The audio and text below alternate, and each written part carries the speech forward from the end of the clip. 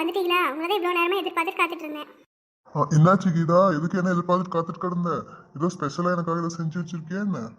இப்போ பாரு திங்கிறதுலே இருக்காதீங்க. கிறிஸ்மஸ்க்கு பொருளெல்லாம் வாங்க கடை வீதிக்கு போகணும்னு ஏற்கனவே சொல்லியிருந்தா இல்லையா காலையிலேயே?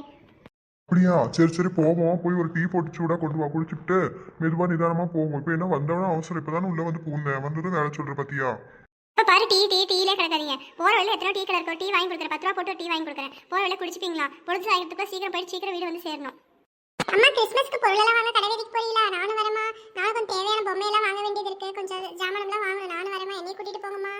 ஏப்பல சிந்து, உனக்கு படிக்கிற வேலை எதுவும் இல்லையா? வீட்டு பாடம் எதுவும் கொடுக்கலையா உங்க டீச்சரு? அம்மா இல்லம்மா, அதெல்லாம் ஒரே ஒரு ஹோம்வொர்க் தான் எனக்கு கொடுத்துருக்காங்க. நான் போயிட்டு வந்து சீக்கிரமா செஞ்சிருவேன். வா நம்ம போயிட்டு வந்துருவோம். சரி பேசிக்கிட்டே கிடக்காதீங்க, பொழுது சாஞ்சு போயிரு போகுது. போய் பைய எடுத்து சட்டுப்பட்டுன்னு வாங்க போவோம். ஏங்க நம்ம ஊர்ல 4 கடை தான் போடுறாங்க பொருட்காட்சிக்கு. அது கிறிஸ்மஸ் அப்பதான் வராங்க. ஏதோ வெளியூர்ல இருந்து வந்து போடுவாங்க போல. நல்லா பெருசா போடுறாங்க இல்லைங்க? ஆமா கீதா, இவங்களும் இங்க வெளியூர்ல இருந்து வந்து கடை போடுறவங்க. கிறிஸ்மஸ் அப்ப வருவாங்க, வந்து கடை போடுவாங்க. பக்கத்து ஊர்ல விசேஷம்னா அங்க போய் கடை போடுவாங்க. இப்படியே ஊர் விட்டு ஊர் மாத்தி மாத்தி போய் கடை போட்டு பழைக்கிறவங்க. சரி ரெண்டு பேரும் பேசிட்டே இருக்காதீங்க. வாங்கம்மா உள்ள போய் பாப்போம் கடையில. இங்க எவ்வளவு பெரிய கடையா இருக்கீங்க. போன வருஷத்தோட இந்த வருஷம் நிறைய பொருள் கொண்டு வந்திருப்பாங்க போலயே. சரி சரி சட்டுப்பட்டுன்னு பார்த்து பொருள் எல்லாம் எடுங்க. நிறைய செலவு வைக்காதீங்க. 10 ரூபா பொருளை 10 ரூபான்னு சொல்லுவாங்க. ஆனா 10 ரூபா பொருள் 5 ரூபான்னு சொல்லி நம்ம வாங்கணும். அதான் புத்திசாலித்தனம். என்ன புரியுதா? உங்க அப்பா கஞ்சத்துக்கே கஞ்சமா இருக்காரே. வாங்க ஐயா வாங்க. என்ன வாங்க வந்திருக்கீங்க? பொம்மை கடைக்கு வந்துட்டு என்ன பொம்மை வாங்க வராம என்ன சீனி வாங்கறதுக்காக வருவாங்க? என்ன முட்டாத்தனமா கேள்வி கேட்குறீங்க? தலப்பா கட்டி ஐயா, என் பொம்மை தான் வாங்க வருவாங்கன்னு எனக்கு தெரியும். இங்க நிறைய பொம்மை இருக்கு. நீங்க என்ன கிறிஸ்மஸ் மரம் வாங்க வந்தீங்களா, என்ன வாங்க வந்தீங்கன்னு எனக்கு என்ன தெரியும்?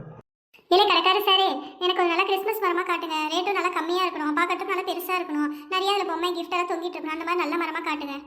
என்னம்மா ரேட்டும் கம்மியா கேக்குறீங்க, மரமும் பெருசா கேக்குறீங்க, நான் எங்கத்த போறது? சரி வாங்க, இருக்கிறத காட்டுறேன். பார்த்து எது பிடிச்சிருக்கோ அதை எடுத்துக்கோங்க. இங்க பாருங்க, நிறைய விதமான மரம் இருக்கு. ஒவ்வொன்றும் ஒவ்வொரு ரேட்டு. உங்களுக்கு பார்த்து எது பிடிச்சிருக்குன்னு சொல்லுங்க, அதுக்கு தகுந்த மாதிரி விலையை பேசிக்குவோம்.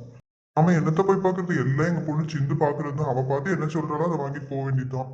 இந்த சட்டுப்பட்டுன்னு பாருமா, எந்த மரம் பிடிச்சிருக்குன்னு பாரு. வாங்கிட்டு போய் அடுத்தது ஸ்டார் வாங்கணும், லைட் வாங்கணும். நிறைய வேலை கிடக்குல்ல, இருட்டு கட்டுறதுக்குள்ள வீடு போய் சேரணும்ல. நான் போய் பார்த்துட்டு வரேன்.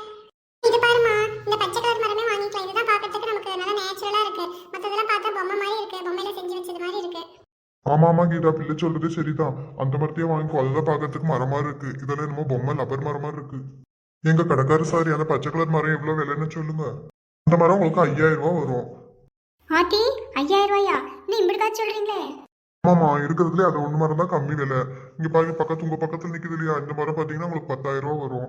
அந்த பக்கம் இருக்க மரம் 8000 7000. ஒவ்வொரு மரம் ஒவ்வொரு ரேட்டுமா.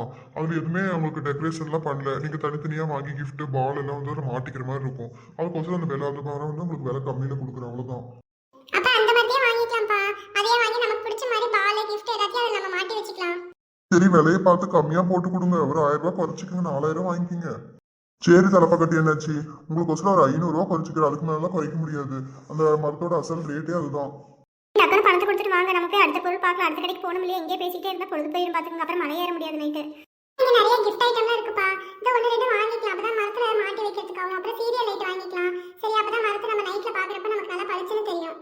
சரி, உனக்கு என்ன பிடிக்குதோ அதை வாங்கு.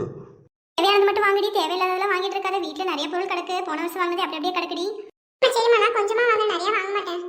நாங்க கடைக்கார சாரே பணத்தை வாங்கிக்கிடுங்க. நாங்க போயிட்டு வரோம், நேரமாச்சு. சரிங்க அண்ணாச்சி, போயிட்டு வாங்க. போயிட்டு நல்லபடியா கிறிஸ்மஸை கொண்டாடுங்க. அடுத்த வருஷம் இதே போல நம்ம கடைக்கு வந்து வாங்குங்க. மேரி கிறிஸ்மஸ் அங்கிள், நீங்களும் செலிப்ரேஷன் பண்ணுங்க.